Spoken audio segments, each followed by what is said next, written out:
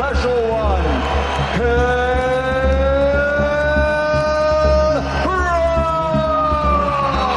Hey, what's going on, Ringsiders? This is your host, Boxing Subjective Observer, and welcome back to Ringside Stories. Or if you're new, we make content regarding boxing through mini documentaries, backstories, takeaways, and much more. So if you enjoy that type of content, feel free to subscribe, thumbs up, and hit that notification bell for the latest here on Ringside Stories. Thanks so much for your support in advance, and welcome to the channel. By now, you've seen the results of UK's biggest grudge match, at least in the last decade, that being Amir Khan versus Kell Brook, with a dominating performance by Special K for the majority of Khan versus Brook before stopping his fiercest rival in round 6. Two former world champions, though past their best, delivered on their promise with a great action-packed fight, high drama, and a potential Fight of the Year 2022 candidate. A lot to discuss, so let's break it down with 5 takeaways from Amir Khan versus Kell Brook. Let's get into it. Number 1. Great event, new kid in town. Amir Khan versus Kell Brook has been years in the making, and going by both fighters' performances, on Saturday, February 19, 2022, astute observers can conclude that had this fight taken place when both Amir Khan and Kell Brook were in or close to their prime, the result would not have been different. Still, Amir Khan versus Kell Brook took about 10 years to produce. In the UK, the fight was broadcasted by Sky Sports in association with Boxer, who was headed by the youngest licensed promoter in the UK, Ben Shalom. We've been in with Sky 6 months. You've got Hearns and Warrens, they've been in the business since the 80s, and we're just trying to do our thing,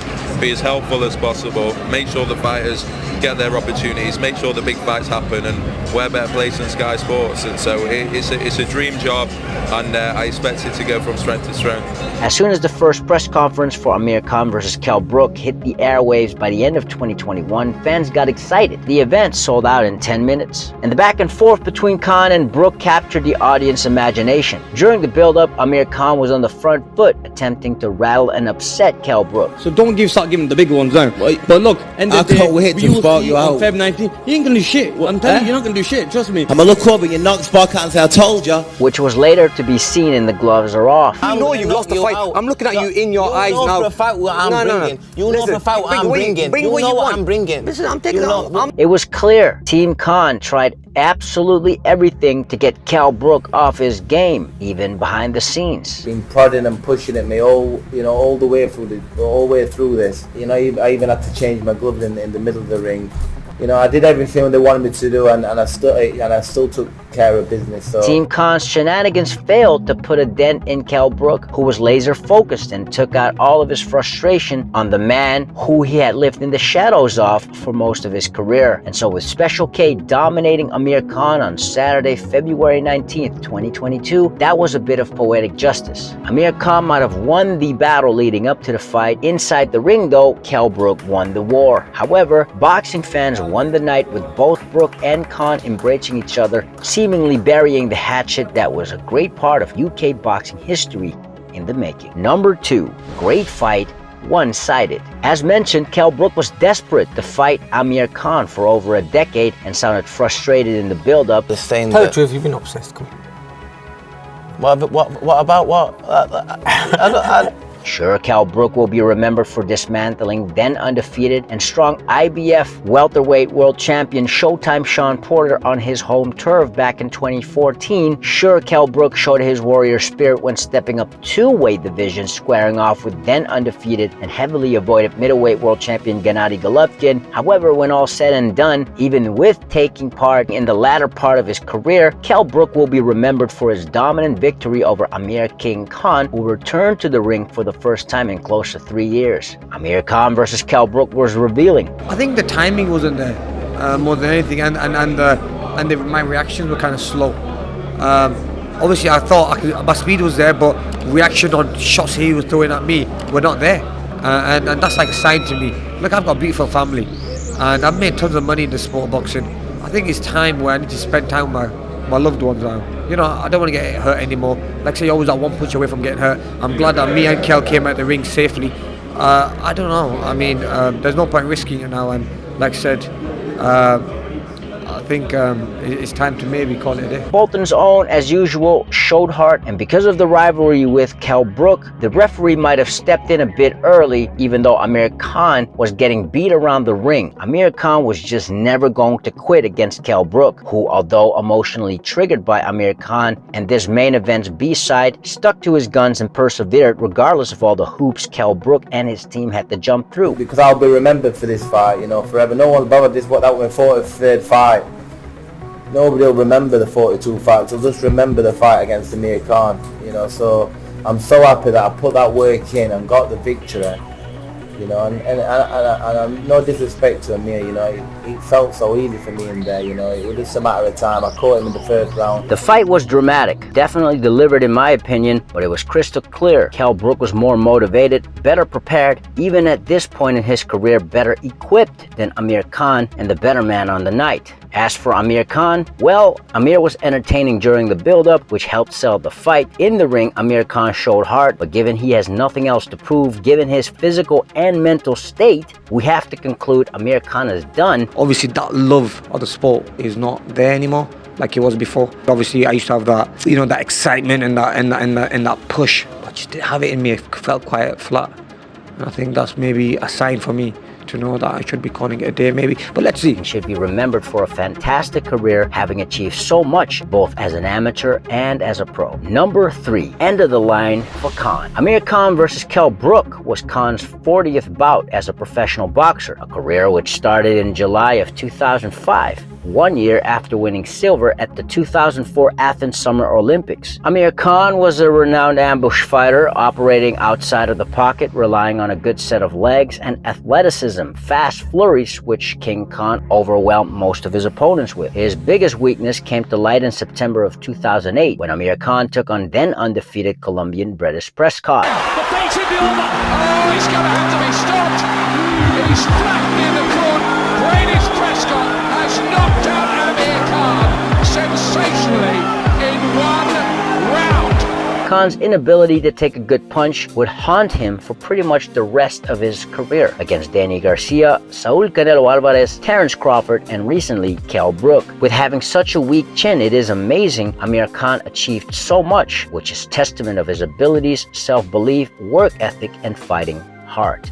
Number 4, return of the Old Brook. Where Amir Khan looks finished, Kell Brook looks like to still have something left. Just looking at Brook's determination, his jab, his right straight, and even Brook's punch resistance, maybe the latter had more to do with Amir Khan's lack of power at this stage of his career, but just look at Khan's face after the fight, then compare that to Brook's face. Kell Brook was desperate for this fight and even more desperate to win, because even though Special K had tasted defeat before, there was much more on the line here for the Sheffield-born. Amir Khan versus Kell Brook motivated Special K to prepare. The antics by Amir Khan in the build-up molded Kell Brook's inner fire, which allowed him to perform the way he did, reminiscent of a prime undefeated Kell Brook that saw him defy the odds overseas, posing a certain danger that may have been the real reason why Amir Khan versus Kell Brook took so long to make.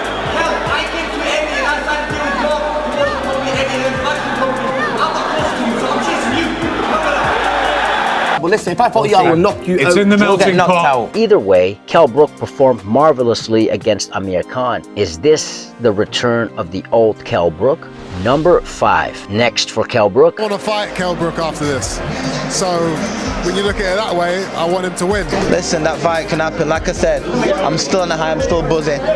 You know, that was great for my career. That's only the thing missing in my career. He said a lot of things about me. He says he wants to kick my head in after this fight. A fight between Kell Brook and Chris Eubank Jr. surely will be a fight at a catchweight, but is that a fight for either Eubank Jr. and Brook that should be next? Then there's fellow Brit up-and-comer Conor Benn, a fight which would be a passing of the torch. We can make that fight next. We really can make that fight next, but I believe at the end of the day, there's loads of politics on with different promoters. I don't know if Brook's signed with Boxer Sky, so it's all up in the air. But is it realistic? Of course, it's realistic. Since that won't be for a world title, a potential Brook versus Benn fight would most likely be fought at a catchweight, as Kell Brook struggles to make the 147-pound limit. Yet that means Kell Brook has to work again with former promoter Eddie Hearn. Both of those guys identify that fight as the fight, you know, maybe even the only fight for them. I like to see Conor Benn in that mix as well. But, you know, I think these guys want to make as much money as possible. They'll talk to everyone and they'll do the best deal for them. I just think bar Fury AJ, it's still the biggest fight in British boxing. Or how about a fight between Special K and One Time? He's definitely an elite fighter, but we'll know exactly who Kell Brook is the day he steps in the ring with Keith One Time Thurman. You know, we've always got respect for each other. He's one hell of a fighter, and you know, he's a guy who, you know, who never shies away from a challenge, and like me, I think it'd be an amazing fight, me and Thurman. If his team will take it, we'll take it, and we'll fight over there. That's no problem. Both Kell Brook and Keith Thurman are past their best. They are from the same welterweight era, both former world champions, and both at a crossroads stage in their career. Both Brook and Thurman fought recently, after both being out of the ring relatively long. And although one fighter looked sublime and the other didn't, Kell Brook versus Keith Thurman would be interesting. However, will the PBC allow this fight to happen? Does Kell Brook even want to continue fighting? Now, this is all future talk. For now, congrats to Kell Brook for winning the Khan-Brook grudge match. Props to Amir Khan for not willing to quit even in a losing effort. I think King Khan was entertaining before the fight, gave it his best in a fight that he was losing, but was highly entertaining, maybe even fight of the year. These are just my observations. What are yours? Let us know in the comments below. If you enjoy this kind of content and you haven't already, don't forget to subscribe, give a thumbs up, and hit that notification bell. It helps out the channel a lot, i.e. inspire us to make more quality content for y'all. As always, thank you so much for your support and welcome to Ringside Stories. Now, if you've done that already, you're amazing. We already know that you are the true undisputed world champion. Till next time, Ringsiders, this is your host, Boxing's Objective Observer, with the Ringside Stories. Thanks for watching and have a legendary day.